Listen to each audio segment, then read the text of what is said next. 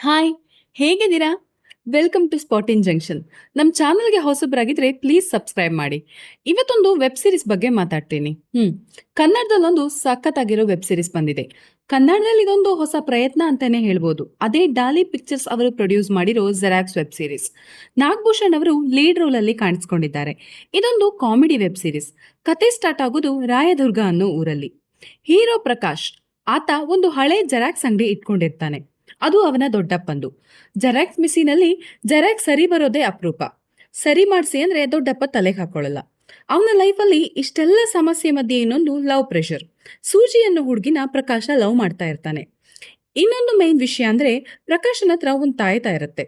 ಅದರಲ್ಲೊಂದು power ಇರುತ್ತೆ. ಒಬ್ಬ ವ್ಯಕ್ತಿಗೆ ಮನುಷ್ಯನನ್ನ ಜೆರಾಕ್ಸ್ ಮಾಡೋ ಪವರ್ ಸಿಕ್ಕಿದ್ರೆ ಏನಾಗುತ್ತೆ?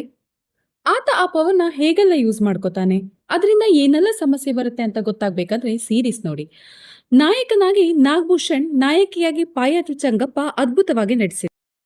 ಇನ್ನುಳಿದಂತೆ ಓಂ ಪ್ರಕಾಶ್ ರಾವ್, ತುಕಾಲಿ ಸಂತೋಷ್, ಮಂಜು ಪಾವಗಡ ಪಾತ್ರಕ್ಕೆ ಜಸ್ಟಿಸ್ ಕೊಟ್ಟಿದ್ದಾರೆ.